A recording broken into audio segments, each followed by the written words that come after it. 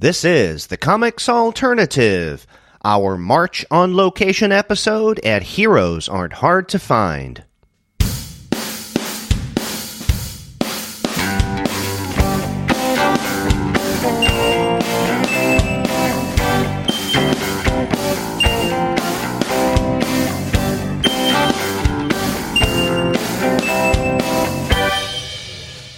Hello and welcome to another episode of the Comics Alternative on Location. We are at Heroes Aren't Hard to Find in Charlotte, North Carolina.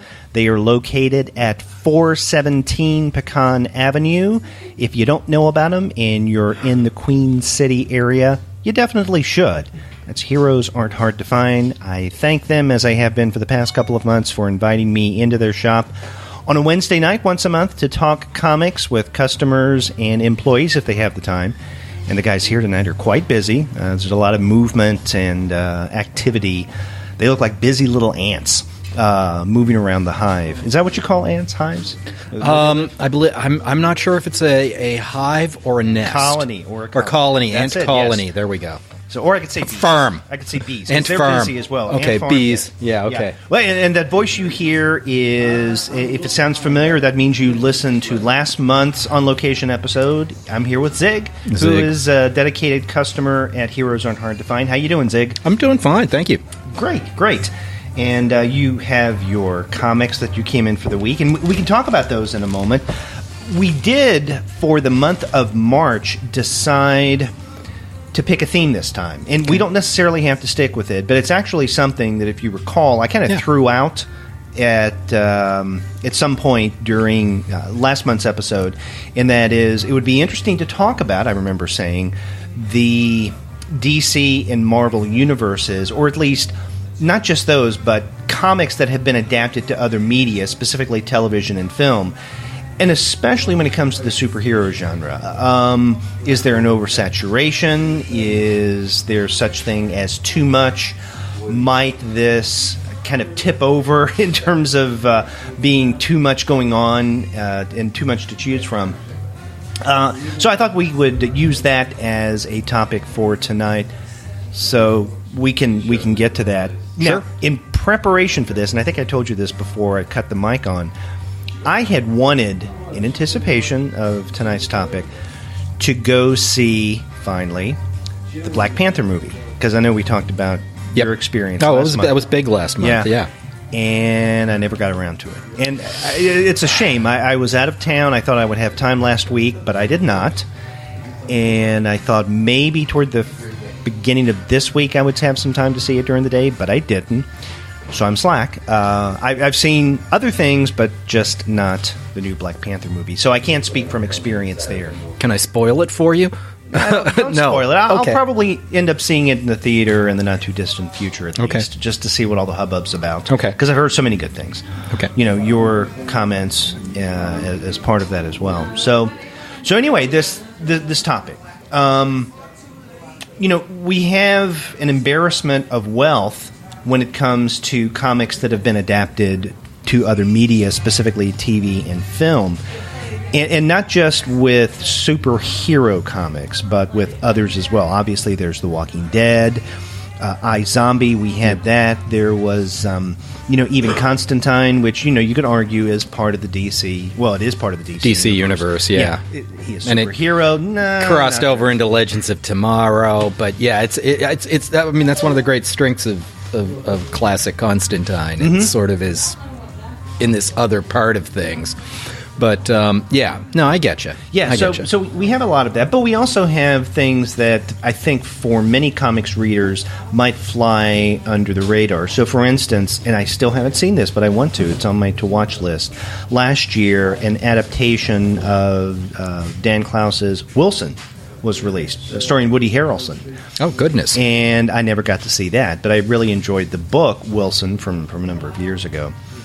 So we have things like that. Now, with the proliferation of movies and especially television series now, both on network TV and pay TV like Netflix subscription services, God, there's so much. You can't even keep up with it. So, oh, yeah. I mean, I don't even try anymore. But, I never even tried to keep up with all the comic books. So, suddenly crossing media, you start going, yeah, it ain't going to be a happening thing. But, again, that's part of the strength of that sort of format, though. I mean, you can sort of go in, pick up on it. I mean, who wants to have a library full of books you've already read, Yeah, I mean, exactly. And I'm not even throwing into the mix here in terms of adaptation into other media, something like games, which you could definitely include as well if you wanted.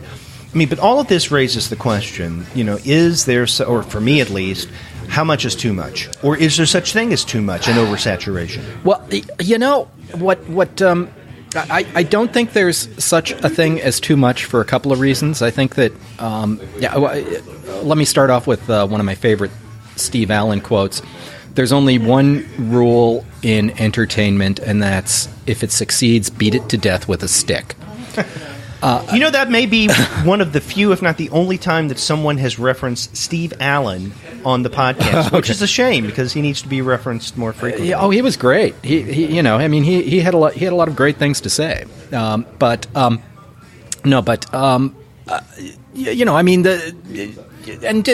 my experience with that is it's true. What looked at another way, you can think of popular entertainment as one of the last bastions of absolute pure supply and demand capitalism.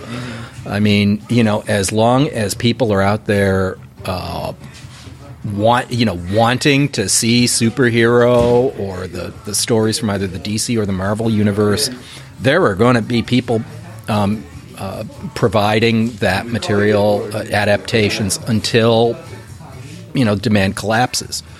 And is it good or is it bad? Well, they've been beating it to death with a stick for a while now, and gosh darn if the game doesn't keep ratcheting up and things keep getting better. And part of that, I think, is because it isn't just, movies or television, it's both. And you start seeing now, I mean, part of this is that Marvel is owned by the Walt Disney umbrella, and I'll spoil this part of Black Panther for you. It's basically a rewrite of Lion King. Doesn't surprise me. Okay. But which was, a rewrite of, what am I looking for? Hamlet. Which, keep going back. So it isn't just that, so it isn't that, I don't think it's bad or per se. I think that what is really good about it is that there is that competition to keep making things better, and not just in one format, but in a variety. I mean, you take a look at, you just have a lot more. Let's take a look at the television shows. I mean, you've just got a lot more development you can do with an arc over 10, 12, 13 episodes for Daredevil than you ever could in a 2.5 hour movie. My wife was getting into Daredevil, which was kind of amazing to me since, she isn't really a big Marvel fan at all. And her favorite comic book of the last 3-4 years has been Chew. Which is great. Yeah, which is great. Which is great. I loved it incredibly right up until the last 3 pages. But and I won't give away any spoilers to people there, but I was like, no, you're kidding me. You've been telegraphing this, and I was hoping you'd twist it, but no. So I think that it isn't. So I mean, in some ways, whether it's good or bad, it's going to the trend shows every indication of going on, and it's not going to, it's not going to go away anytime soon, barring Avengers: Infinity War coming out and being so completely dysfunctional, which probably ain't going to happen. That the entire structure of the Marvel Cinematic Universe collapses. I think the part of that really shines through is that, they've established a real high quality. All they have, and you were referencing earlier the Netflix series with Daredevil. I think that to some degree, for me at least, not near to the level of Netflix, but even on CW, you have, and even other networks like NBC, Fox, you do have shows that, that the quality, storytelling, and otherwise is right up there. And now, in terms of ABC, you have Agents of S.H.I.E.L.D. On NBC, there was Gotham. Yeah. Granted, I'm way behind in Gotham, but I enjoyed definitely the first season and the first part of the second, which is as far as I've gone. So I'm quite a bit behind. CW, to me, it's a mixed bag, just because of the audience that I think a lot of CW shows are kind of geared toward, and that kind of has seeped over into some of their adaptations. Definitely with the Riverdale show. Okay. But I think even to a much lesser degree with Flash, and I like Flash. I like what I've seen of it. I haven't seen a lot, but I've seen enough. I love Flash, and actually I'm kind of a fan of DC's Legends of Tomorrow.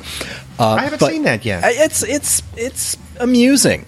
I mean, they've gone through a couple of evolutionary steps with it, but it's one of those. It's very much in the vein of Star Trek. You can sort of step in on it, see a good episode, and then sort of step away. Mm-hmm. But Flash, I've lost count of the number of different timelines they've been playing with, and it's really messing with my head. And I'm like, cut it out, guys. Just go for one. Pick an arc and stay with it.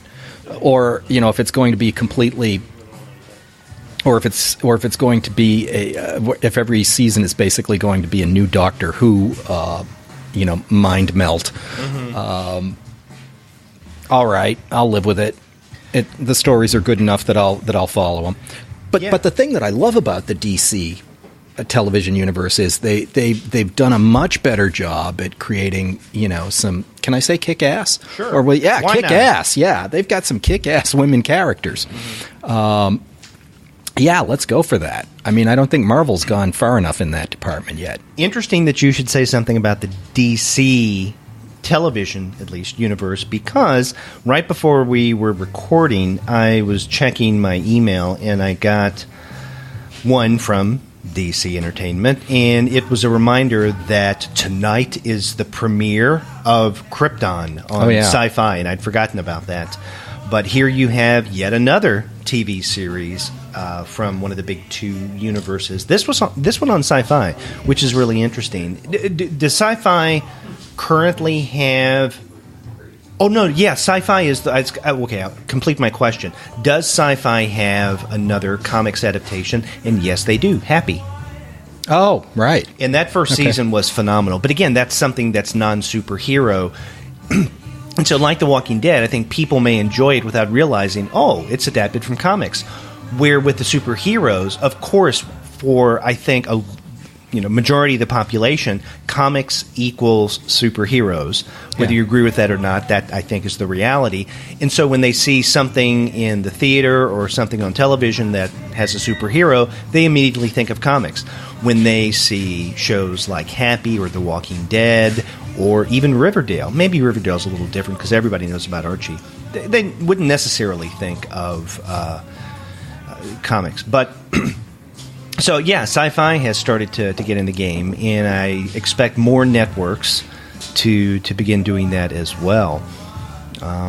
But now, have you seen Happy at all? No, I haven't. Yeah, the first season, what was it, 8 episodes, I believe it was? Okay. And it is based on Grant Morrison's miniseries, Happy. And in fact, the TV series has really expanded, and not just decompressed, but quite significantly expanded what the comic book Happy was about.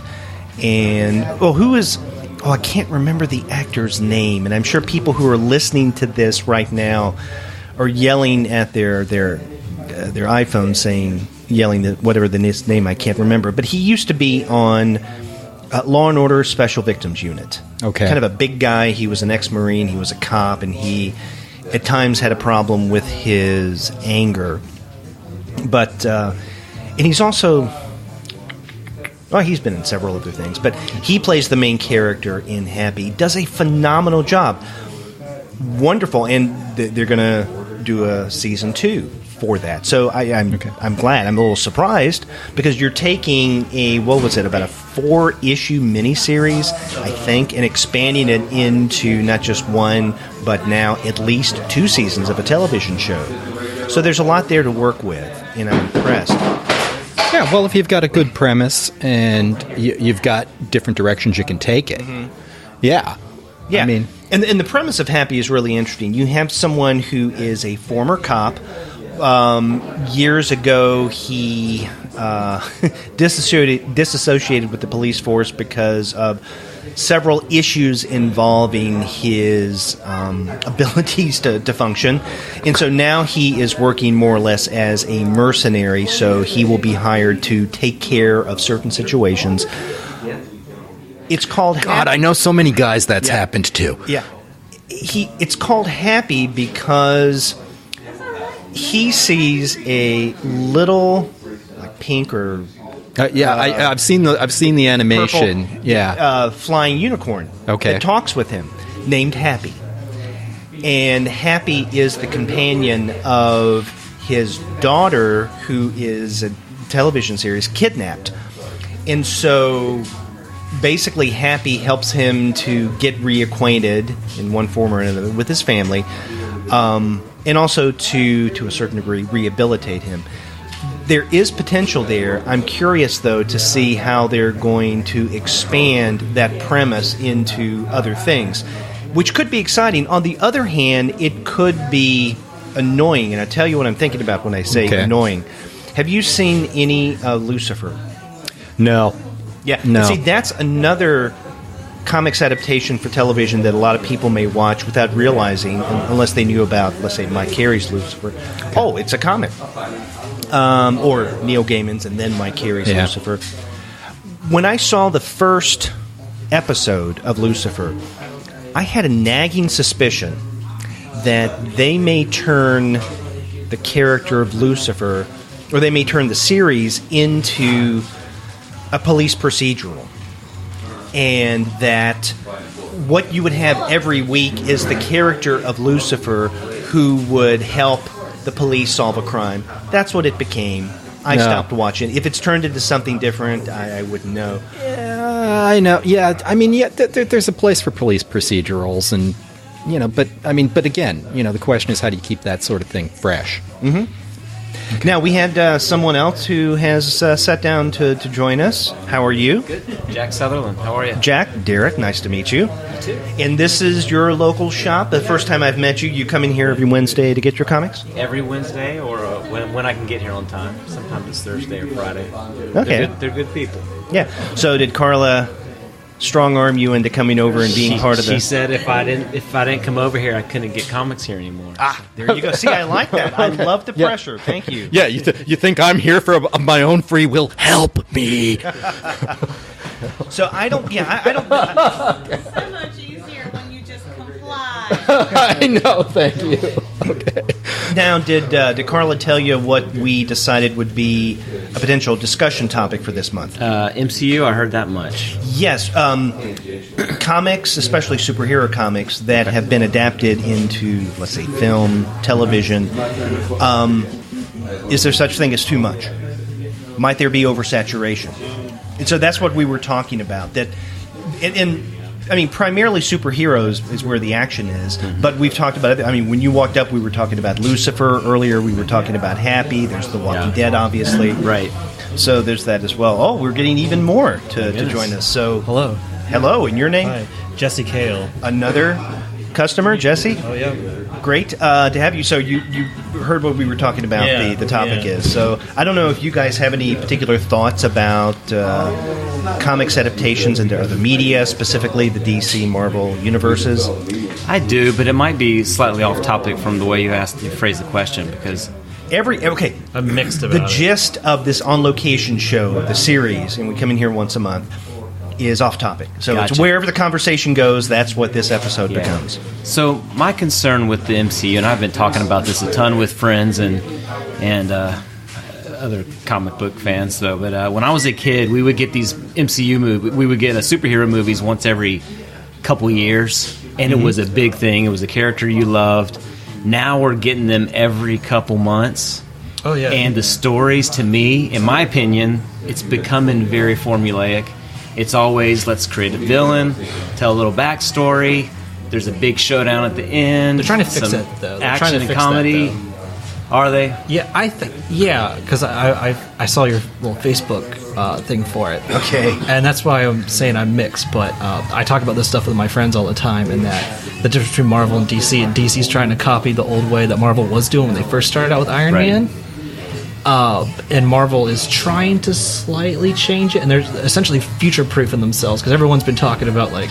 Eventually the bubble's going to burst. It's going to be the Westerns. The bubble's going to burst. Yeah. They're not going to make them that longer. And if you look at Marvel, like, for the first, like, 2 phases is pretty, like, standard superhero comic book fare, but then they'll throw in one extra one where it's like, oh, it's superhero stuff, but, like, oh, it's Ant-Man. It's a heist movie. Doctor Strange is like, oh, it's kind of like a martial arts movie.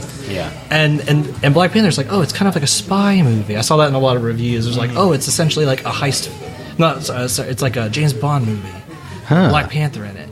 Okay. Like, I sort of thought of it more as Lion King, because they kind of have like because they have like the casino. And they're trying to figure out some stuff, and I'm like, oh, that's kind of interesting. Well, you look at the DC stuff, and they're like trying to catch up. They're like, we got to make a comic book movie. Yeah. People remember Iron Man, remember the Avengers. Like, look, we got them together, but they're not doing anything slightly off. Right. You know, but still the same formula. But it was like, oh, but now it's a heist movie. That's cool. Okay. Yeah.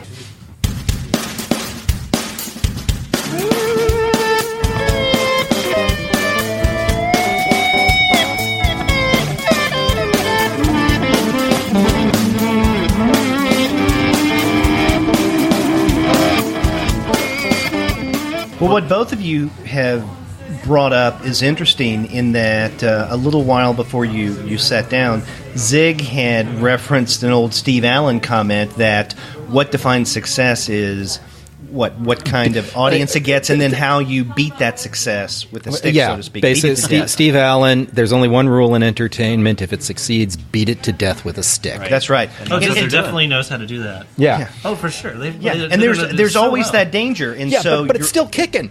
I mean, it's not dead yet. I mean, they keep it fresh enough. Right. Yeah. I keep waiting for things to... I keep thinking it's going to peak, and we're going to start seeing it trailing off, but these movies are killing it. I think so. We are seeing it, but like what I was saying with the Marvel movies, I was saying with the Marvel movies, they're doing that slight bent, where it's like, oh yeah, here we go, this but this. Mm-hmm. Yeah. While all the other comic book movies are, Justice League was the worst box office of a DC movie out of all of them. Oh, really? Even worse than Batman Superman? Of their current generation. Of what they've been doing since Man of Steel, Justice League did the worst domestically, not internationally, but domestically. And if you look at everyone else, remember, like, back in the 90s, they did a bunch of different variety of comic book movies, and there were various degrees of success. Like, you have your Phantom, and not so much. But then you have, like, Teenage Mutant Turtles, which was the most successful independent film of all time until Blair Witch. So, people have, like, the formula, and it's still trailing off the comic book stuff, but Marvel's figured out something with it, and DC is, people are getting bored of it. And then other comic book movies, people don't want to spend the money because... they can't spend $100 million on a Crow movie. Because why? I think Justice League, you mentioned Justice League a couple times. I think if that would have came out 10 years ago, I would have been like, this is one of the most amazing superhero movies I've ever seen. I would have loved it. What do you think of Watchmen? From about that same era. I couldn't get through it. Yeah, well, okay. But now I just My friends who weren't into comics loved it. Huh. Okay. They thought it was awesome, but that's because a lot of them saw the graphic novel at Barnes and Noble, and they saw on the list of like it's not cool to read comic books yet for them. When I was like in high school in like 2008 and 9. You were in high school in 2008 and 9. Yeah. God. So we're making the Steve Allen. And I'm talking about people. It wasn't necessarily cool. Okay. So it wasn't necessarily cool. Except to read like Watchmen. Yeah. And like I was already like deep enough in the comics where I was like, all right, I'd already read it, and I'd already started reading books that were already influenced by Watchmen. So I saw it, and I was like, that's cool. Like, there's scenes here, but I wasn't like super impressed because I'm like, I've read this a million times because a lot of people copied it a million times. Yeah. But I mean, It was pretty, though. Yeah, but the only reason I'm asking about Watchmen is because that was about 10 years ago, and if you just sort of look at it as costumed superheroes with a lot of personal issues, Right. That would be it. Yeah. So in some ways you can sort of think of that as the first Justice League.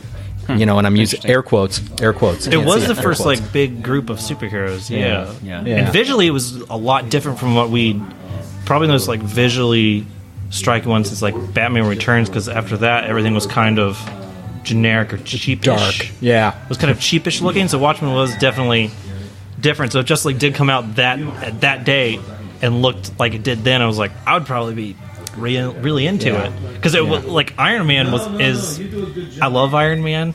I convinced an algebra teacher to not give me a test to go see Iron Man, but visually it doesn't really hold on. It's nothing really impressive about it.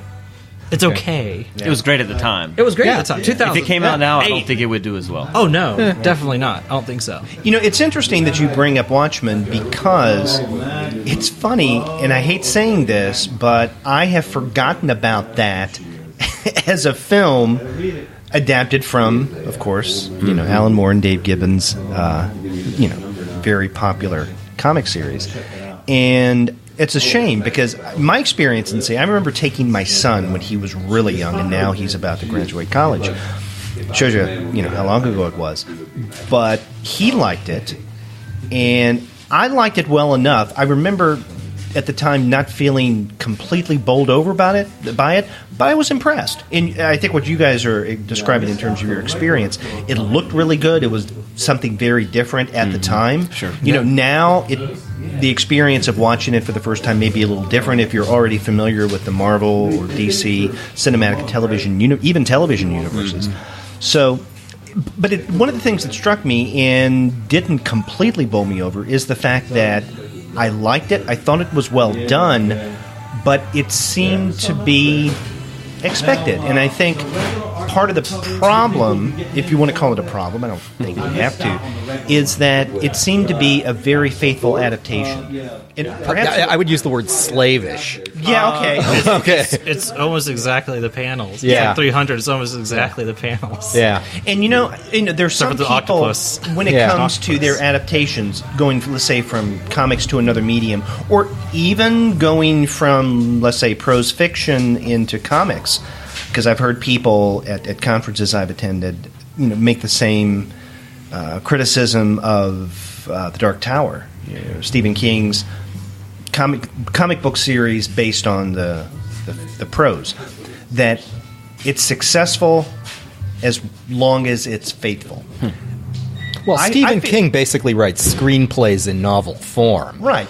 Okay, but my take on adaptation is, the successful one is how it goes from one medium to another and then uses that other medium in a way that kind of expands that property. It makes some changes. Because there's certain because it's a things- different medium. Like comics are flat. You choose your you can like do for different comic book, you things. have to choose your pace. I like if I'm reading that's why I don't really like horror comics is because I could slow it down, I could speed it up. My eyes can catch both panels, so I see the reveal early. While the horror movie, it happens. And I'm like, I didn't catch that before. That's frightening. Sure. So I don't get it.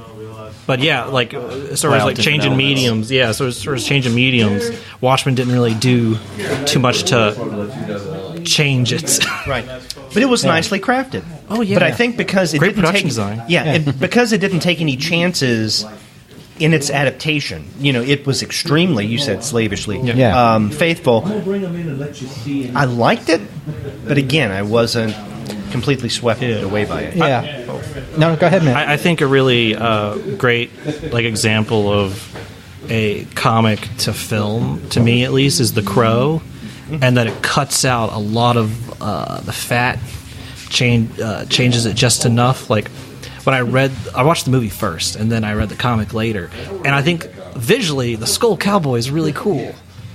In the movie, you don't really need him because he just does a bunch of exposition, and he's really unnecessary and takes a lot of the mystery out of it. Also, it's a little too weird. I kind of go with this one idea like Kevin Feige, the guy who produces the Marvel movies, where he's like, you can't give too much to the audience or they won't believe it. So it's like, oh yeah, you can only give for Iron Man. It's like we can only give them enough info to where they'll believe it. For a guy can make a suit of armor in a cave, and there you go. And like with the Crow, it's like, all right, if you have the resurrection, all right, the audience could get that, but then having this weird skeleton cowboy guy show up, and like that's a little too much. So that's as far as like changing it and putting a different medium and stuff, and how dark it was, and now we're looking at Avengers Infinity War coming out in a month, and as near as I can tell, that's got everything but the kitchen sink in it. Yeah. Well, that's what part 4 is for. But they've been building up for it. That's what part 4 is for, is the kitchen sink. Yeah. Oh, yeah. That's when they join. It's going to be the IKEA version. Yeah. I got into comics on reading Jim Starlin stuff in the 90s, so Infinity War is like is right in my wheelhouse. It's not a movie I ever thought I would see, though. Growing up, you can have like a movie with Thanos in it. It's like that's unthinkable. I'm with you, man. I couldn't even believe the Iron Man movie came out, and then when they said, "Well, we're going to make an Avengers film," and I was like, "Yeah, right. I'll believe it when I see it." And then they did. I'm like, you can't do it again, though. I am right there with you, because I mean, in the 1970s. There was some, in the heyday of the Incredible Hulk on TV with Lou Ferrigno, there were a couple of, what's the word I'm looking for? Abysmal, horrible Marvel adaptations. There was a Captain America adaptation that I just I know you're talking about the helmet. The helmet, the motorcycle. The helmet, the motorcycle, and it's like a Nazi scientist or something. Yeah, it was. Oh man! And then there was some episode. I believe there was an episode. I've seen pictures of it. There was an episode of the Hulk or something where Thor showed up. That was one of the TV movies. Yeah, the trial of the Incredible Hulk. Oh, thank you. Yes. There you go. Okay. Wow. That's or is it the Return of the Incredible? I don't know, because the trial has Daredevil in it. Okay, so and that was bad too. We won't even get to the DC's Legends of the Legends of the Superheroes or something, which with Mordru and the Legion of Superheroes stuff that just you go, what the heck? Okay, are you talking about now what you just said? The very late 70s, there was I think a 2-episode series with and it had both Burt Ward and Adam West. That was a roast for them, I think, and it featured all the super friends, heroes and villains type thing. You have entirely too much time on your hands. Well, okay. That you are like half my age and know all this. Well, like growing up in like the 90s and 2000s when I didn't have any superhero movies, really. Okay. I would spend, and the internet was finally working. I was like, homework. I really want some superhero content, and I found out about that stuff, and I was like, okay. And then eventually I spent $20 on a bootleg copy of Fantastic Four. So that's how desperate I was. I've seen that version of the Fantastic Four. Yeah. No, not trying to touch it. Don't judge me, I said. Don't judge me. Okay. Oh, no, don't judge you. Oh, okay. All right. Sorry. No, I'm not judging you, man. I've been there. Okay. But it's the same sort of thing. At that point, the notion was that it was so, they just weren't putting the money into it in terms of either special effects or plot or anything else. And, and let's face it, we're in a comic book shop. The geek/nerd crowd, air quotes again, would eat up anything just to get that sort of thing. Because last week we were talking about the Marvel 1960s animated shows, which were. Oh, that's right. Yeah, last episode. Yeah, which were just solo budget. I mean, they make Space Ghost look like Fantasia. That's what we're dealing with there. So it's an evolving thing. I think they did learn to take good plots, and yes, there are twists. You were sort of talking about the formulation of you got the setup, you got some guys who have a fight, and then you get this climactic battle. I can summarize all of Shakespeare's history plays in pretty much the same way. Story.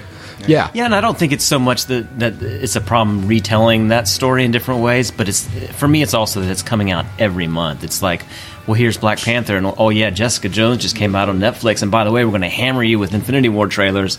It's just like it doesn't stop. You know, and this I is think it's interesting the same because what brand. you guys are using as examples, talking about some of these older, especially films, like for instance, it's somewhat like I was saying with the Watchmen film. The Crow wouldn't immediately leap to mind. Another one, Ghost World, wouldn't immediately leap to mind, which I think is a fantastic adaptation, very different from Klaus's, my second mention of a Klaus film, original book, the graphic novel, Ghost World.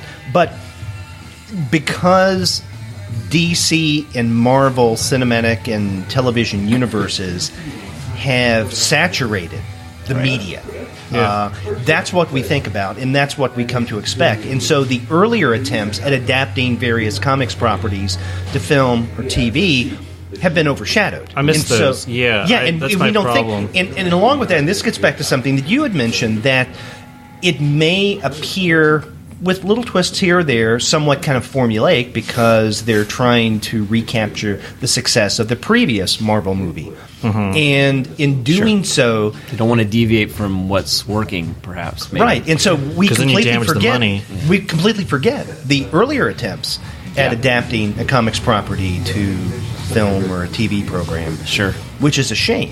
So this brings us back to the question that I guess started off the conversation. Is there such thing as too much? I mean, people want it, and so on the one hand, it may not be too much if people are wanting it and eating it more and more. On the other hand, if I can put it this way, kind of vomiting out all of this production, all of the film and TV shows, is affecting us as readers, viewers, in one way or another, is that necessarily a good thing, or there's some drawbacks to that?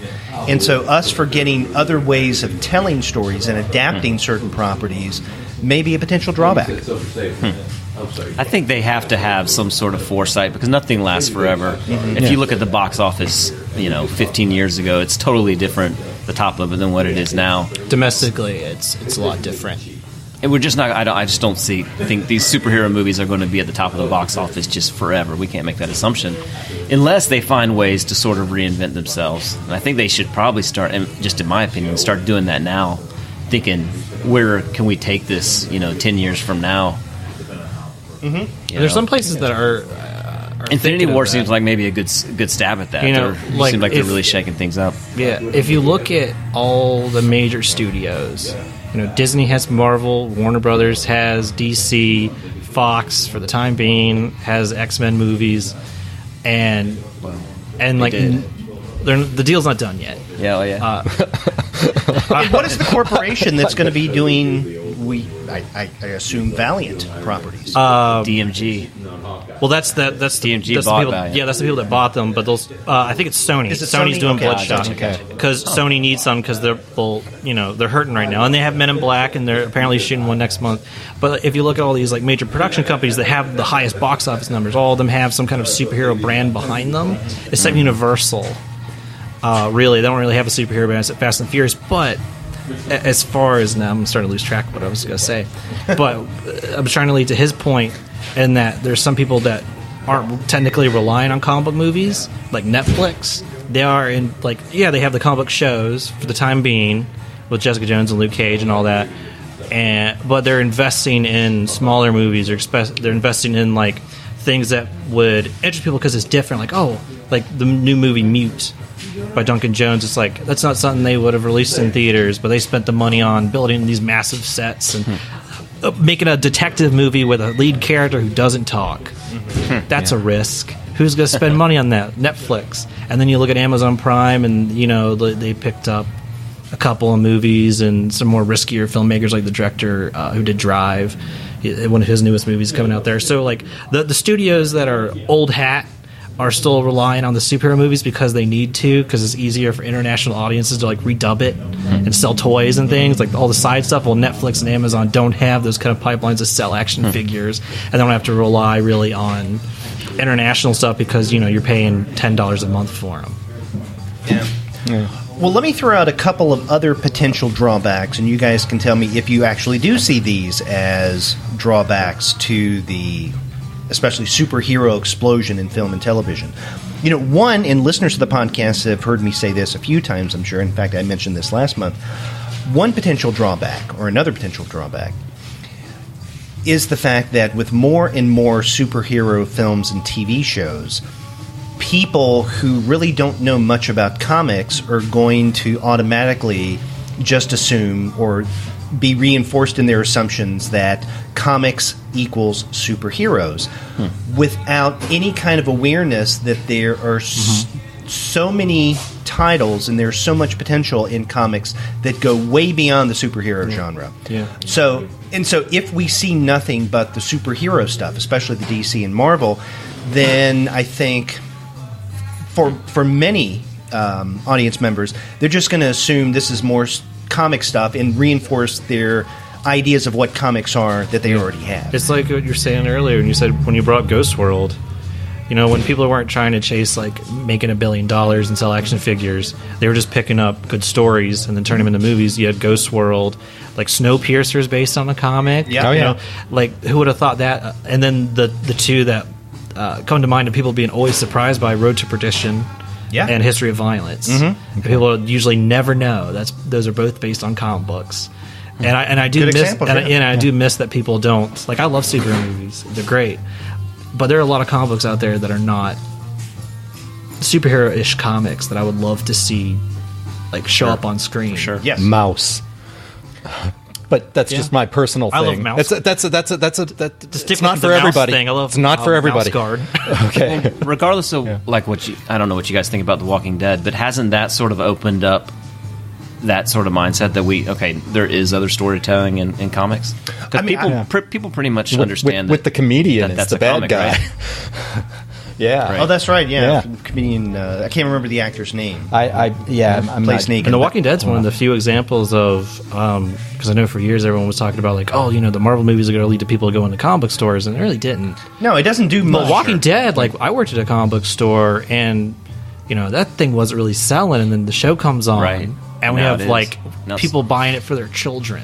Right. Okay. See, Really? Okay. Yeah. That's, I want. We had to always warn them before, like, are there's- you Let me sure? be the skeptic No. here because Are you sure about this? how much of this is anecdotal information and how much of it is actually hard data that the sales of the comic book or the trades Walking Dead has significantly increased since the success of the TV show. And I'm sure that there's some bump, but I have a hard time believing if What, was it number one on the Diamond charts before the show?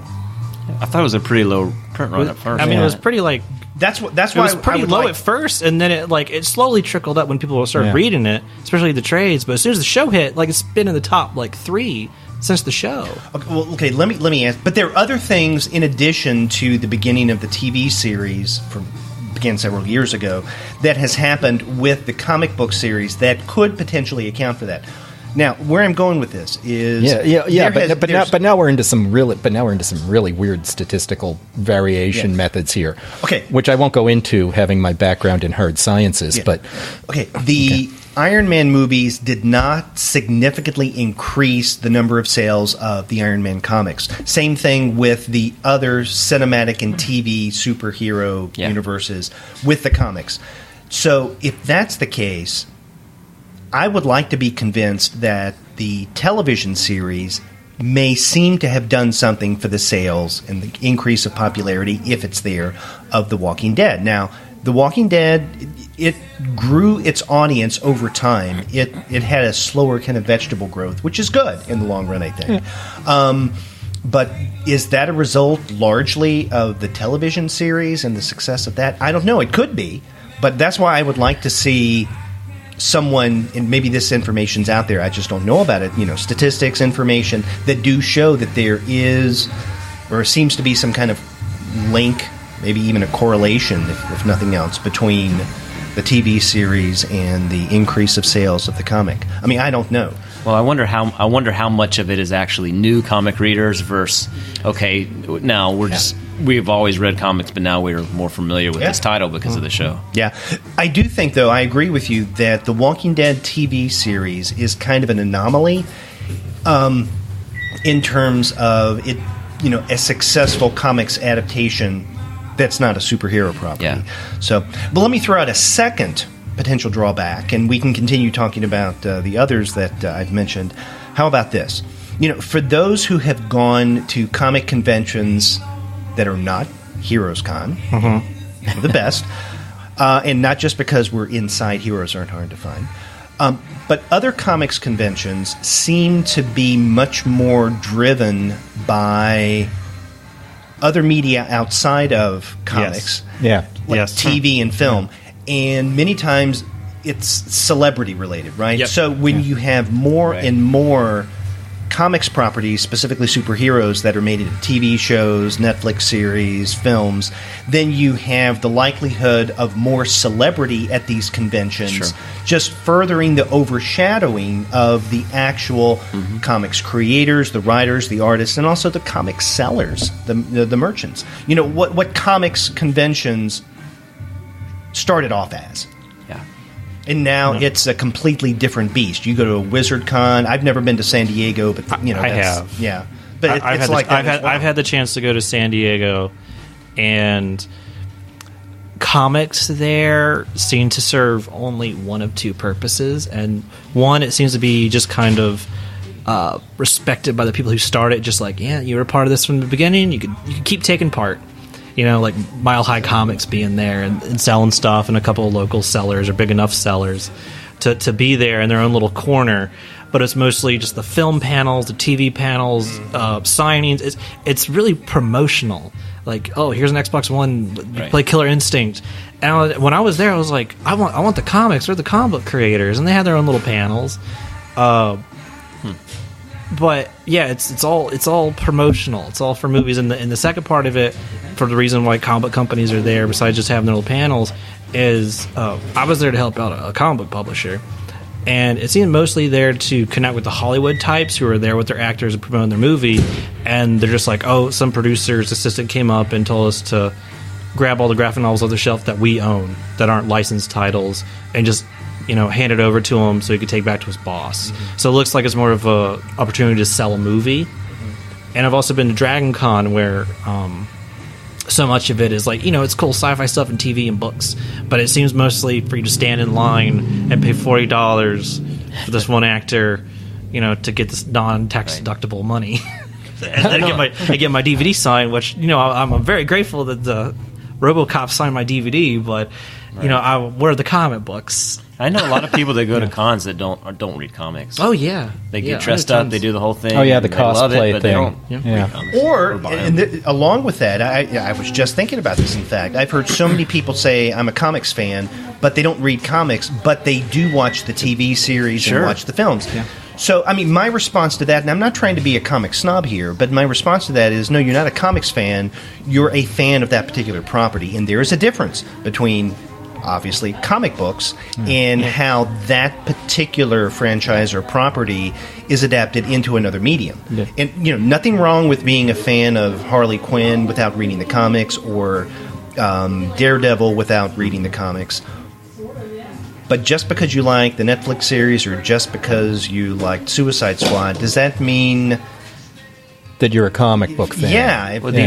These movies aren't killing it at the box office just by comic fans. It's like when I'm walking. Maybe they are on Thursday night, but not after that. It's like when you're walking around and you see people with the Captain America shirt, and they're like, "Oh man, I'm such a huge Marvel fan," and you want to be like, "Hey, what's your favorite comic?" And they're like, "Oh, I just watched the movies." Yeah. And I'm not judging. I'm like, oh, that's fine. I love the movies too. But, I cover a wider range of the brand, I guess.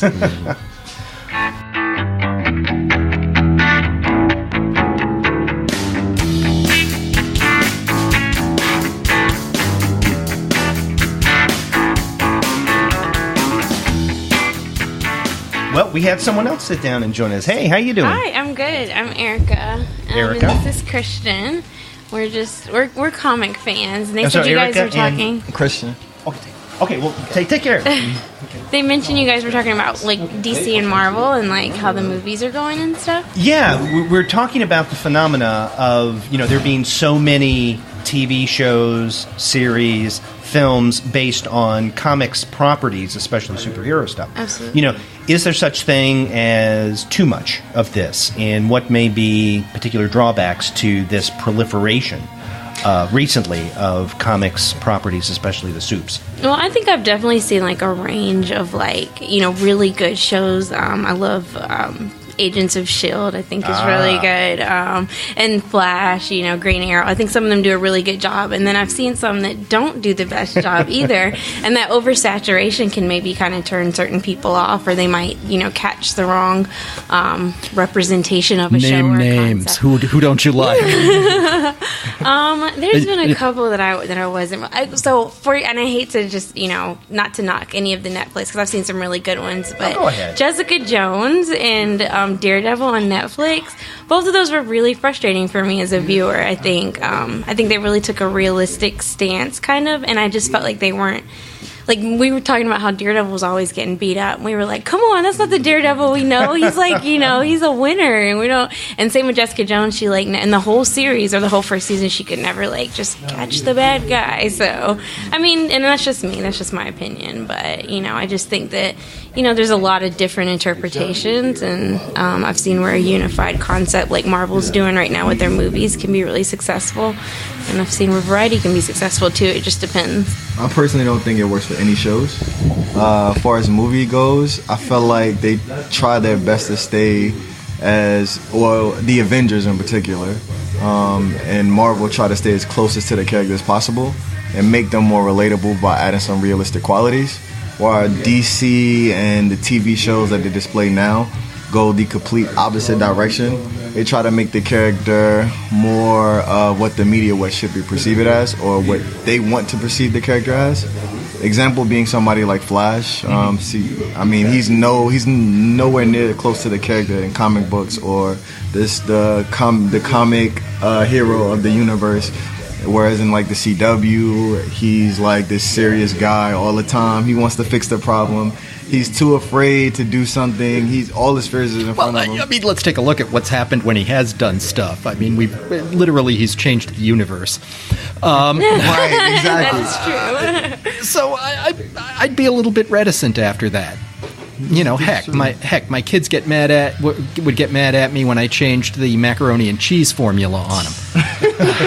Okay, it's true. But to what the comic, growing up to see a comic book and expecting him to have that charismatic attitude and outgoing, he's never. I wouldn't say he's never, but it's rare you see him in this vulnerable, sad position, or I'm extremely serious about this.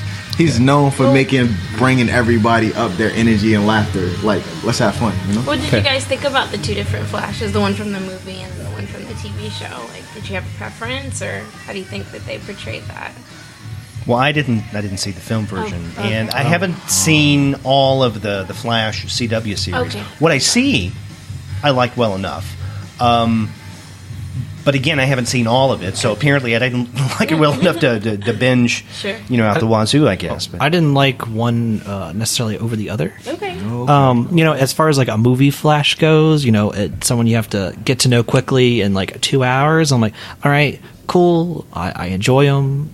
He had some cool moments, especially that whole Superman thing. That was really cool. Yeah, that was pretty amazing. He was funny. It was.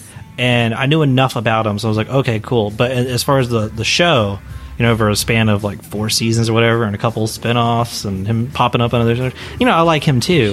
Sure. I don't love or hate one over the other one, especially because I'm not a Barry Allen fan. Okay.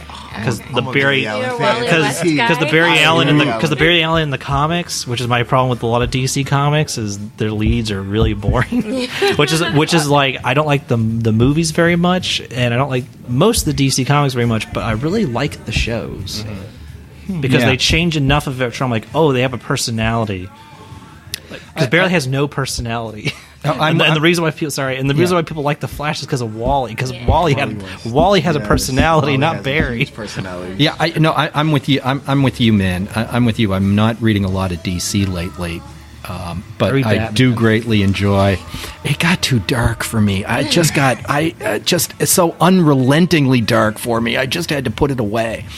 But I understand that. Well, okay, yeah, but I mean, to your earlier comment, I mean, I think one of the I think Marvel, the comic books, one of the reasons it became the Marvel Age of Comics in the 1960s was because they really did give us characters who, in the books, were much more interesting, more like real people. I mean, you had, the classic on that was Spider-Man, where, I'm a superhero, but gosh darn, it doesn't solve all my problems. In fact, it created a bunch of them. Sorry. No, I've always described to like my friends, because I was like the big comic book reader, and they're like, "Oh, why don't you like this one over this one more?" And I'm like, I've always tried to describe that the reason like the Marvel characters are, for the most part, not always, but they're human characters who are given godlike powers, and what's interesting is how they deal with that situation. Like, hey, like Peter Parker still needs to pay the rent; he still needs to go to work. While in the DC comics, most of the characters are godlike beings interacting with real people. So they have no real problems. Everything kind of resets. They're kind of perfect. And really, there's only a couple of characters in the DC universe who are like Marvel-ish. To me, like Batman is a character who has like severe issues. Oh, yeah. Yeah. and he's probably putting that mildly. Yeah. and that's why like I like the shows so much is the DC shows is they took a very Marvel Comics approach to them. Like, all right, like the CW is known for their teenage dramas, and they did that really well as far as shifting that over to their comic books heroes. To where it's like, all right, Oliver Queen, he's not just a perfect archer. He has issues. He has to deal with his family. He has to help his city. The Flash, he has relationship issues and hiding his identity.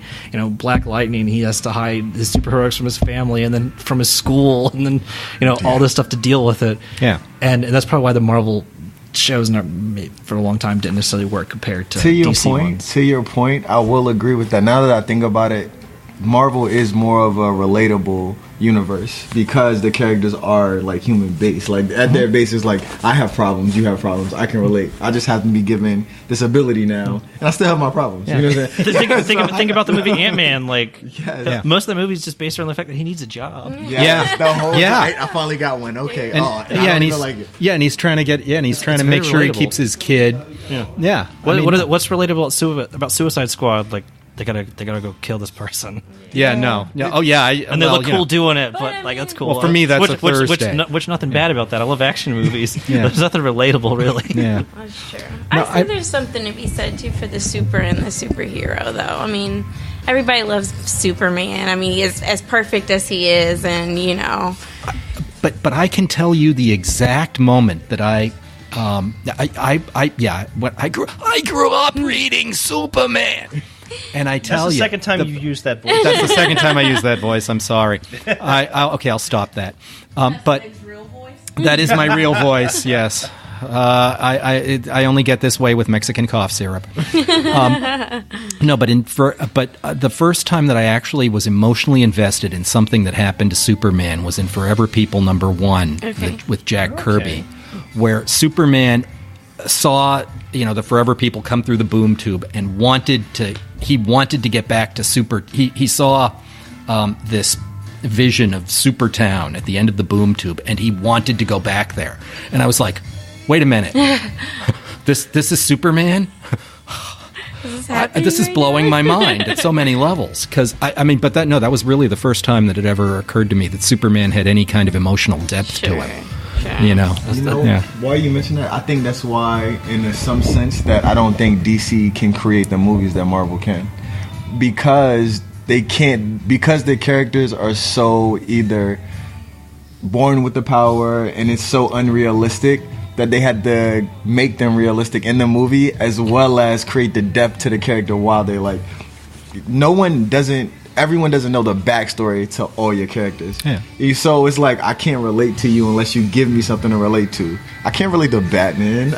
I'm not that heartless, and I'm not that for injustice. To Marvel's benefit, though, they spent a lot of time and money in their character development efforts. I mean, most of these people have their own movie prior to it coming to, the whole congregation of all the superheroes, whereas DC kind of started. But think about that Batman difference is the biggest, cartoon. Like, if you think about movie cartoons or there's no bigger movie series than Batman in that industry. So why can't you replicate that in a movie? It's because in the movie it's easier to show to a character, because you can go forever with your series. In a movie, it's a shorter period of time. You have to get your point across very quickly. You have to introduce your characters at a certain time, and it's not as easy as it is in a cartoon show, a movie, or a cartoon. And that's why I feel like DC can't produce the quality that Marvel can, because in all essence, you can't relate to them that fast. You just can't. You can't, like, if a kid grew up watching Batman today, they'd be like, who is he? Like, why is he so heartless? Like, why is he so cold? I don't understand. Whereas you see Spider-Man, they'd be like, oh, he's a kid like me. I can relate going to school. I have these problems. Okay, cool. I can watch him. I will continue to watch him because I can see myself being him. Like, and that's why I don't think their movies will move as quickly until they kind of have to develop their audience to the character. I think that's why people attach so well to like Smallville. Yes, it's because they boiled down Superman into a way that was super relatable. Like, everyone went through puberty. Sure, yeah. So I can get like I can't necessarily relate to him being invulnerable, but him going through puberty and lying to friends and lying to parents and going on a date and dealing with all these problems and friends becoming enemies. Like, all right, this is super relatable. And then I turned it off when he left high school because I'm like, past that, I'm like, I could just watch Superman the movie. Right. I don't need to watch this other stuff. Yeah, right. I completely agree. But also Black Panther. Some of the movies aren't as. I love Black Panther. It was a great movie, but in my opinion, you kind of threw off the comic because I can't see him with anyone other than Storm now, because I know him to be with that person, and when you give his love interest to someone else, it's like, that's not realistic. That's not who he's supposed to be with. I don't know. Oh man, come on! This is the comic book universe. Everybody's going to hook up with everybody else sooner or later. But in my mind, it was just like, it just doesn't make sense. Copyright ruins everything. Yeah, I know. Copyright ruins relationships. Exactly. Well, I hope at some point they have a crossover or a mashup or something. It would be pretty awesome. Like an X-Men Avengers type thing. That would be dope. But I hope they get the Marvel director. Or like the Marvel producer instead of going the DC. Another thing is like the guy who wrote the comics in Marvel helps makes the movies. Like Stan is always in that movie. Ryan Singer could probably do it. Yeah, he See, could. after Stan Lee dies, heaven forbid, oh no, then they will say, it's kind of like a Weekend at Bernie's thing, right? His corpse will be strategically placed in certain scenes. Yeah. Well, they shot yes. I think they put him in front of a green screen and they shot his next 5 cameos. Apparently, when he was shooting the one I think for Guardians 2. They sat him down. They're like, we're just gonna shoot the next 5 in a row because it's hard to make an 80-year-old man go back and forth. Right. I'm sorry. It's just lately everything that I've heard in the media, whether it be podcasts or what have you, that has anything to do with Stan Lee, just seems to be sad. Yeah. And I mean, this is another sad thing. Yeah. Although it brings up a topic that came up earlier in this discussion to kind of bring it back to the theme, and that is the formula and playing too much with the same formula over and over again. I mean, now, granted, Stan Lee's cameos in the Marvel films, it's a minor point, but it's nonetheless a formula, right? Yes. So if you watch it, you expect it. It's kind of like watching an Alfred Hitchcock film, and you wonder, okay, for the first time, where is Hitchcock going to appear in his cameo? Right. So now with the Marvel movies, it's like Stan Lee. If there's too much of something like that, then again, I ask, does this kind of production become overbearing and too predictable to where people tire of it after a while? I don't think anyone, especially now with the phenomenal success of the Black Panther movie, is anywhere near getting tired of these kind of films and TV shows. But how long will it last? I don't know. Yeah, exactly. Yeah. And I mean, I think that's absolutely, a fair point. Just that, of course, right now it's a huge thing. Even the remakes and bringing back a bunch of, beloved childhood characters. I mean, whether it can go on for 20 years, like you said. I mean, just there's some movies where you're like, wow, really? Fast and the Furious? That's number 16 now, you're expecting the same thing. And it's going to always have that core group of fans. Right. But, for the broader public, I mean... the whole sequel phenomenon is a whole other topic. Yeah. But in some ways, it is aligned to what we're discussing, because what are the DC and Marvel cinematic and television universes if not just a series of movies. I Absolutely. think we're already seeing the. You just don't want to be static. Go ahead. Sorry. No, I think we're already seeing the shift of like people giving up on. DC. No, just the superhero movie genre. I really think they are giving up on a lot of it. Because if you look at the X-Men movies, like their box office increasingly has gone down. That is true. Even though they've gotten more faithful each time. But then you look at like something like Deadpool. Like why was Deadpool a success and X-Men Apocalypse wasn't a huge success? Because Deadpool was different. They never got a weird R-rated action comedy that was breaking the fourth wall and super weird. And I was going back to my old point of like making the Marvel movie and then slight bent to it. And you look at the DC movies, like Justice League was the worst at the box office domestically because it's trying to copy the old formula they thought worked before, and they're a decade behind. The X-Men movie is like, why is this formula not working? It worked back in 2000. What's happening? They're giving up on it. And then you look at like the television shows, and Agents of S.H.I.E.L.D. is supposedly getting canceled. Like, why is this not working? Maybe it's because it feels like not that different. And why is the CW stuff like being successful? Because it feels different, and they're branching off, and they're adding these different characters, and Legend of Tomorrow's changing the cast and changing the story when it doesn't work, and introducing Black Lightning, and Black Panther's they're doing a all black cast, and like we haven't seen that in a big superhero movie since Blade. So they're trying to do different things, and when they're trying to stick to that super formula, it's failing. Well, I would agree with you on certain aspects of that. Like, far as introducing a new formula, I do, however, think that it will last. And I say this simply because it's like watching your favorite cartoon character. You never get tired of watching that character. You just waiting for something new to happen. And I believe the reason that not Marvel is successful, but I'm gonna go back to your point about Stan Lee showing that it's a signature to the film. Yeah, so you can't get tired of it simply because you're waiting for him to show, and it's kind of building expense for you. It builds your interest of when he's going to show. So with that signature, it's like, oh my God, I don't know where he's going to show. Now you have sort of like a puzzle to solve. You're trying to figure out when Stan is going to show up in the film somewhere, and if you spot him, when did you spot him? Because it could just be like a 2 seconds, but oh my God, there's Stan Lee looking in the coffee shop. But you don't go to the movie for that. Some people do. It's just okay. I will take that.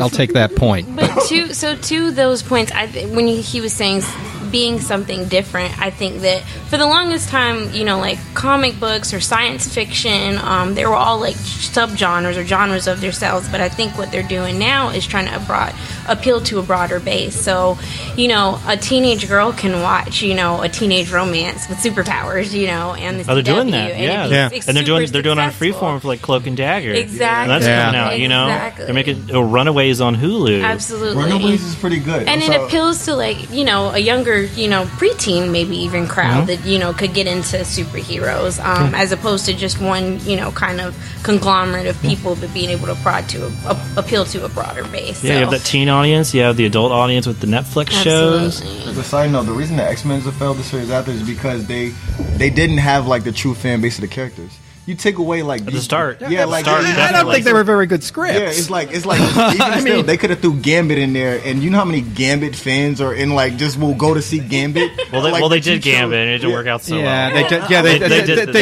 Deadpool, and it didn't work out so well. Deadpool is a whole different. But Deadpool has his own universe in itself. He's part of a whole different list of characters. Like he's part of the X-Men, but his galaxy is completely different from anybody else's. He's just a comedian. I don't even know. I love Deadpool. But to that point, Deathstroke is the opposite spectrum in DC's universe. Yeah. But Deathstroke will never be what Deadpool is because he's far too serious and no one wants to watch something extremely serious. Especially when you have Batman, the character they portray is not being relatable. It's like, why? I don't feel like being mad or upset. On that because I saw. Remember when he was in Teen Titans? Yes. Granted, I was a Teen Titans. But it's fan, Teen Titans cartoons. Remember? But he was a great villain. Like he As was a a cartoon. classic epic villain. As a cartoon, but in the movies or in the shows, it's like, okay, we get it. You're upset. You need to kill people. Okay. So your your point then is that character development is really important. I wish Batman would just say that to a villain sometimes. Like, I get it. You're upset. You're upset. You know, I want to help you. Like, that's it. But to that point, you have Joker, which I feel like could carry a movie on his own if they can get someone as good as the first person that played them, because they stuck to what the Joker is, the essence of what Joker was, who was just in all actuality a Batman with a different perspective. Are you talking about Jack Nicholson? Yes, Jack Nicholson. The Tim Burton.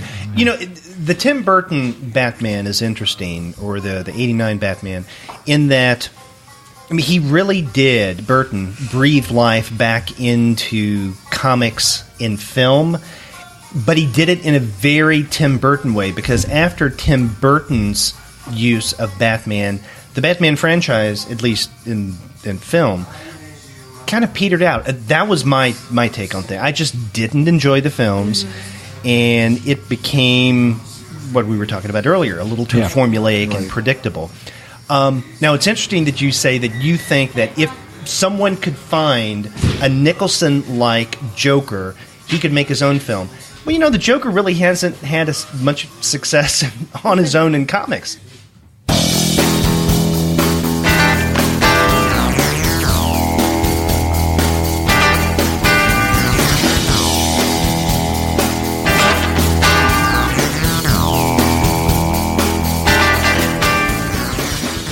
But this raises a larger question that I wanted to pose to you guys. And again, we're talking about, is there such thing as too much? Might it get to the point of being oversaturation when we have DC, Marvel villains getting their own series or getting their own films? Could something like that even work? I think so. Yeah, why not? I'm trying to think of an example. I think Following the villain. As far as a TV show where you follow the villain. I think because the Joker, you have to have a hero to counter the villain. So then you're going to have to bring in some kind of opposition to, even if you make it's all about the drama. Yeah. And it's perspective. Yeah. It's the or you have to have perspective. some problem resolution within that space where you have the villain. So then how would you even? You know, then you're making your heroes your secondary character. I mean, I guess it is a different take on the classics. It'll be done because, think about it, just as things don't change, like you're looking for a new perspective. You're looking for what hasn't been done. You're looking for things that changes your audience opinion and portray something new. Why not? I mean, all honesty, if you go back and you get a generally a perfect example is the Black Panther's villain. It was such. He was almost better than the lead. Killmonger took over. He, in all honesty, I feel like he kind of was the lead in that movie. He overpowered the Black Panther. At that point, you weren't looking at the Black Panther anymore. But is he deserving of his own movie? Yes, I would agree. Okay, see, this is interesting. Now, granted, and as I mentioned at the top of this episode, you wouldn't want his yet backstory? To see the Black Panther movie, and I wanted to by this point. But what you're talking about, and I've heard other people say the same thing. That Killmonger, the guy who played that role, did a much better job than the lead, which is fine. But the context is what matters here, right? Yeah. So the Black Panther is the Black Panther movie, right? A hero, and it's within this context that story works. Yeah. Give me an example of a film or even a television series outside of superheroes where the main character is a villain in the truest sense. Vampire Diaries. I was going to say Lucifer. Lucifer is another example too. The Lucifer TV show? Yes, but he's not not really really he's not a villain. guy. He's not a villain. That's what I'm saying. Yeah, all right, he's then my not point. really a villain. All right, I don't know if you ever seen American Vampire Psycho. Diaries. Vampire. Yes, American Psycho. That is a good one. Another one is Natural Born Killers. Natural Born Killers. But again, with those characters are just so bad. You're following them, waiting for the downfall. Right. Yeah. And I was thinking about your earlier example of the Jack Nicholson Joker. That violence was treated in such a cartoony way that it personalized it, if you want to put it that way, to a point. In other words, it was lighter, and we could appreciate it more. But if you actually did have a Joker film or a Joker TV series that didn't pull any punches with the stuff that the Joker in the comics actually does, it would be amazing. But it was. Listen. All right, You get bored. It's like watching a live news feed from Iraq. But that's what the media is now. Hear me out. All right, so my for the correction, it's the originals. The originals is what a perfect example of when a villain is the lead character or playing is the main instance, but you give him the feel like you want to know his backstory. So the reason Killmonger or Hellmonger actually was such a better character is because he drew more emotion than the Black Panther. That's the more people you watched Killmonger and he was like, whoa, something is serious. Whereas Black Panther, he was given, okay, you know his dad died in the last story, but after that instance, it's just like, okay, what is he doing? Like, I didn't feel any other emotions other than him being the Black Panther. Hellmonger was like, I got these scars from this. My father died. Everything, his backstory. Like, I wanted to know. Like, I wanted to go back to that story and be like, yo, what happened to you? I don't know who you are, but what happened? Like, who hurt you? But that could have been of the power of Michael B. Jordan, who played his role really well. Oh, he's a great actor. Well, yeah. Exactly. It could be a tribute. I do get you, but keep in mind, okay, T'Challa needs to be a statesman. So in some ways, as somebody, now I agree with you. I mean, Killmonger is just hypnotic. I mean, you just sort of go, yeah, man, yeah, let's go. But I mean, but as a leader of a nation, he I think was projecting a lot more statesman-like qualities than, say, the current leader of our nation. I agree. And I mean, I think that's one of the things that I think that, so, yeah, I get you. I see what you're saying, but I do want to put some context around what I think the Panther himself needed to be, which were leadership qualities. Yeah. He He was. needed to be a lot more aggressive. Yeah. I more can see the leadership. proactive. Yeah. I can see the leadership qualities. At the same time, I feel as though it could have been portrayed better. So when I say that Hellmonger, yes, of course, he kind of. It couldn't be Michael B. I'm not gonna front. He's an amazing great actor. yeah. But in a sense, the Black Panther's actor isn't amazing. Like, think about the movies he's been as well. And this is beside the movies. He's been in some amazing movies, played an amazing role. Now, when I say that the Black Panther wasn't the character that Hellmonger was, it's because like his emotions was there. Like it was dead on his face when he expressed something. When it was expressed through Hellmonger, his actions, his face, everything geared, like pushed it. No matter how much of a leader you are, if you're upset, you can, I don't know what it is, but it's a sense. You feel it. Okay. Like, you look at, like, I don't know if it's a whisker on somebody's face, but you're like, whoa. But that stare just scared the mess out of me. Like, but I would disagree only in the sense that I felt like T'Challa expressed emotions. He expressed, concern, insecurity. I mean, he said, he was coming to be a leader, and he had not ever. But could you see it? Been in that. I felt like you could, and then like when he in the scene where he went back to talk to his ancestors. I mean, the relationship he had with his little sister. He had a lot of supporting characters that fed into who he was in an emotional sense. I didn't feel like his story. to me, you're not giving him enough credit for the character that I'll he give you a perfect played. example. If we turned off the audio, if we had no voice, if you had no picture, like no sound whatsoever. I mean, pause. No sound whatsoever through that movie. If you watched Hellmonger and you looked at his expression and his body movements, you would see he was angry, upset, hurt, in pain. When you looked at T'Challa, this man almost had a straight face the whole show. I was like, bro, he was channeling no drama Obama. He was channeling so I'm like, bro, but I don't know that's leadership. Right. But leadership is also struggle and pain. I get you. And development and pushing others in front of you. That expression also helps push a point to the people you lead. So with that point being said, you can have this common main pose of structured personalities, but that is a negative turn for your people. If they never see expression, they don't know how they feel. They don't know what they are following. They don't understand what's the purpose. When you express yourself, even in the common sense of a leader is poised, you express yourself with their more demeanor of, look, it's okay. And you can express that through your expressions, your hands, your movements, rather than just your face or your voice. I like your whole, if you turned off the sound. I just want to point out that is something my wife has been telling me for years. Because when she worked at Procter & Gamble and did commercials, she said one of the tests was, can you watch the TV, can you watch the visuals without the sound, and then listen to the sound without seeing the visuals? It's got to work both ways. Yes. So, all right. I got you in here, Judy. Okay, let me, as maybe a way of concluding this month's On Location episode, throw out a question to you guys. And I know we've primarily been talking about comics adaptations of the Marvel DC universes, which is fine. I mean, again, that's what most people know. That's what's been most successful.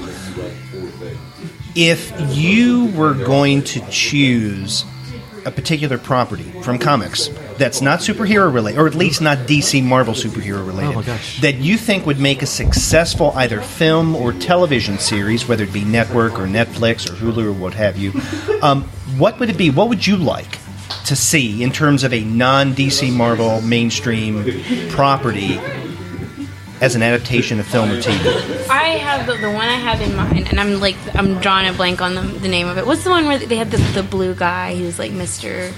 something? Captain They had Planet? Warshack, and they had the Watchmen. Watchmen. I feel like Watchmen was an outstanding movie, and I feel like there's more that they could do with it, and I would like to they see are. them So you expand it. want a Beyond Watchmen for TV? Yes. Yeah, okay, and then maybe it's too I massive hate of a you. story. We'll get ready in a couple of years. Get ready in a couple of years. They're working on a pilot for it. They are. Okay. Yeah, working on a show for yeah, well, I HBO. just didn't know. But I just feel like that's an outstanding, outside of the DC Marvel universe, that is a really good. And then we're big anime fans too, so I feel like there's a lot of like anime series that would be awesome in movie. You're talking about in live action? in live action, Yeah, exactly. yeah, because animation is a whole other ballgame. Absolutely. But it's hard to recreate animation in live action like that. But I feel especially like, Japanese anime. Yes, that is Yeah. extremely Just hard because to it's make. so specific It is. and its movements and how it's drawn, that and because the Japanese really use like an international kind of like look to it, it's hard to translate for And I've U.S. got one audience. title to you in response that kind of underscores what you've said. Death Note. No. Yeah, we're not oh gonna- my Oh, God! God. Don't get me started on Death We're Note. not talking That about was Death Note. terrible. I really like the Speed Racer movies. I mean, I think that's actually the perfect anime movie. And granted, we have seen it done badly, but if we were to ever see it done Right? well, Oh my God. I think That it movie would stands be to have a lot of the merit. biggest. If that movie is done correctly, What, Death Note? Yes, if Yeah. that movie was Death done Note was correctly, outstanding. oh my God, that movie brings out so many different parts of you that you didn't literally.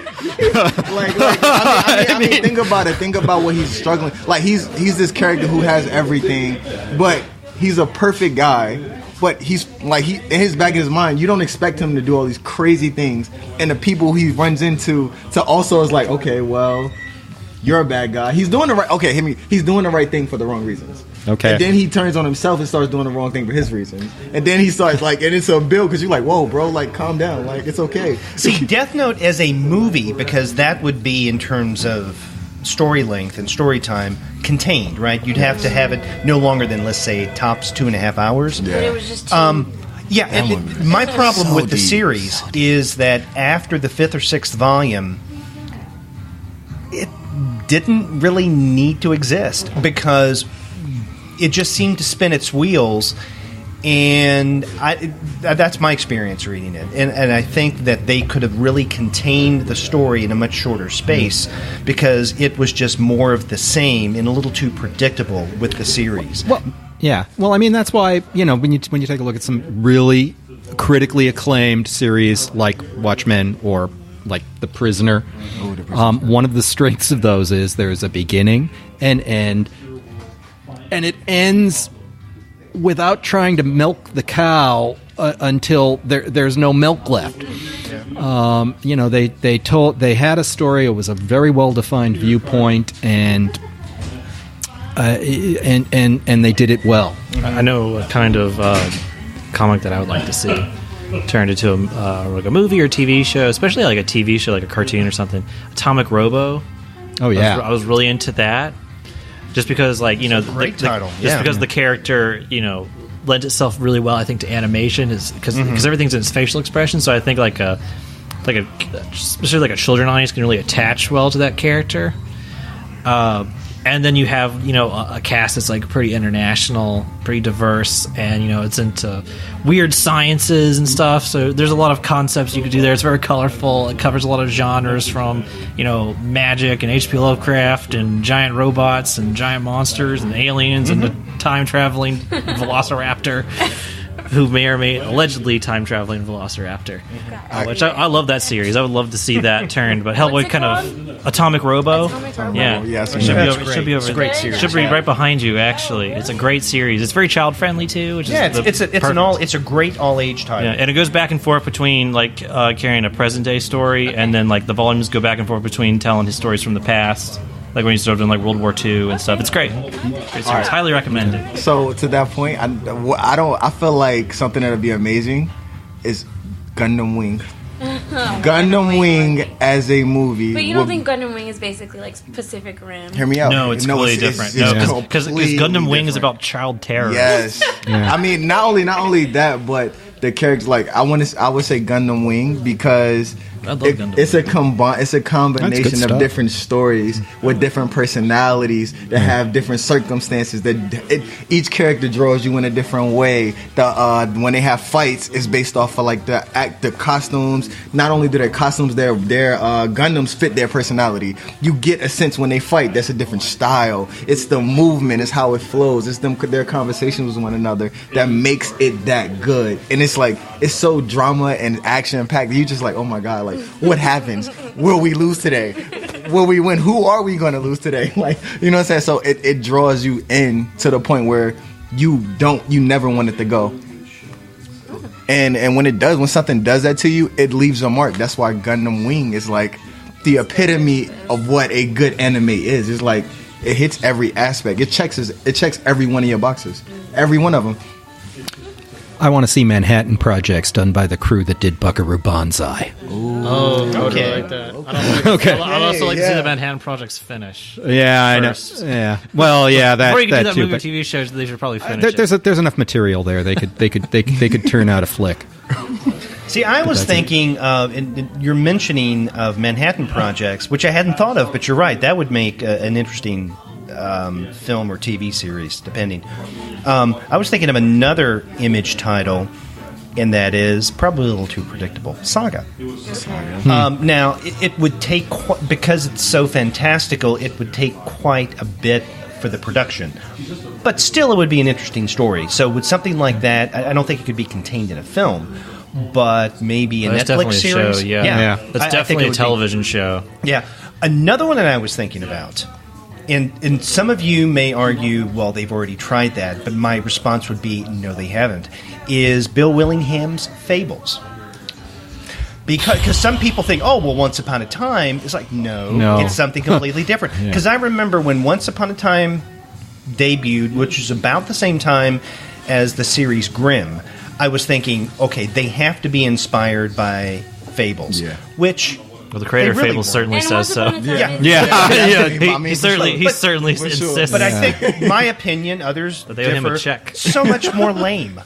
Yeah. And then when Fables... Oh, it's about tamer. And not near as ambitious as what Willingham did. Or political, too. That's has that Disney feel, not a lot of... Well, you know why Once Upon a Time has that Disney feel? It's made by It's Disney. ABC, it's Disney, right? The Evil Empire. So I really liked, I haven't read all the many volumes of Fables, but I really liked the politicalness of it. How everyone has a job because they're stuck in the real world, and the issues of being this fable character living in the real world, like Pinocchio, being so tragic, and then they're very old, but there's this 13-year-old body, and I'm like, oh, that would be really interesting on a TV show to have this kind of foul mouthed child running around who's actually a dirty old man. They actually did Fable really well as a Telltale video game.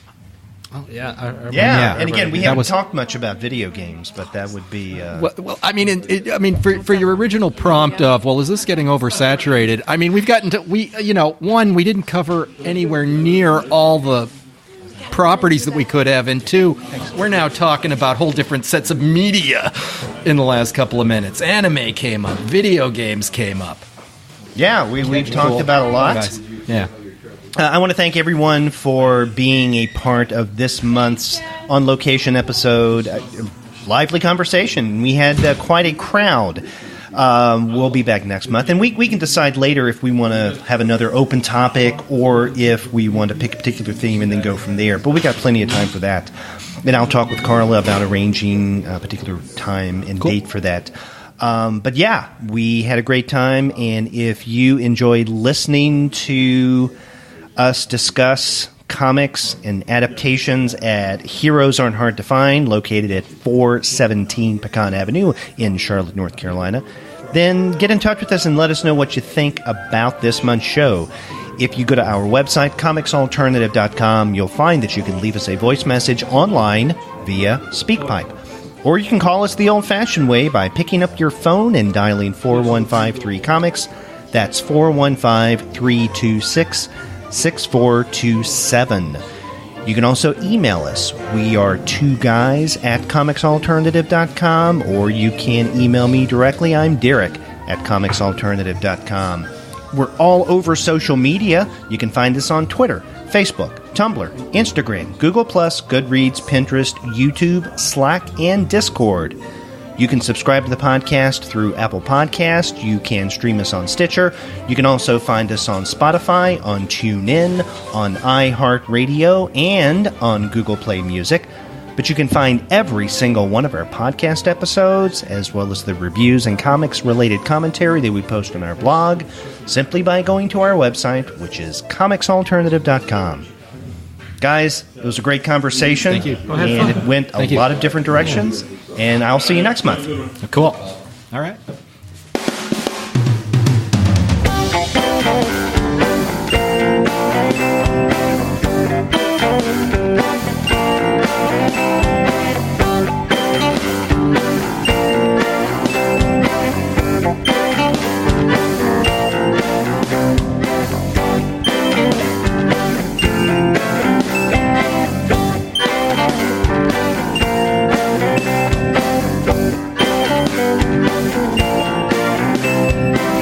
Thank you.